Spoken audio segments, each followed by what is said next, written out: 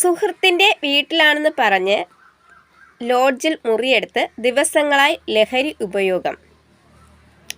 ലഹരിമരുന്നുമായി 4 പേർ പിടിയിൽ. തളിപ്പറമ്പ് ദിവസങ്ങളായി ലോഡ്ജിൽ മുറിയെടുത്ത് ലഹരി ഉപയോഗിച്ച് വരുന്ന 2 യുവാക്കളെയും 2 യുവതികളെയും എക്സൈസ് അധികൃതർ പിടികൂടി.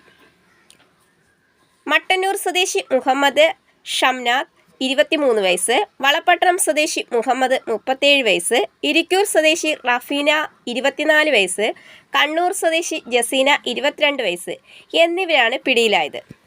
ഇവരിൽ നിന്നും 490 മില്ലിഗ്രാം MDMAയും ടെസ്റ്റ് ട്യൂബുകളും സിറിഞ്ചുകളും പിടികൂടി.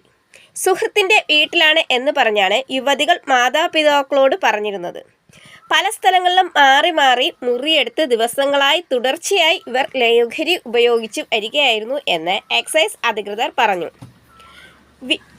വീട്ടിൽ നിന്നും ഫോൺ വിളിക്കുമ്പോൾ പരസ്പരം ഫോൺ കൈമാറി കബളിപ്പിക്കുകയായിരുന്നു വീട്ടുകാരെ. എക്സൈസ് ഉദ്യോഗസ്ഥർ വിളിച്ചപ്പോഴാണ് വീട്ടുകാർ അറിയുന്നത് ഇവർ ലോഡ്ജിലാണെന്ന്.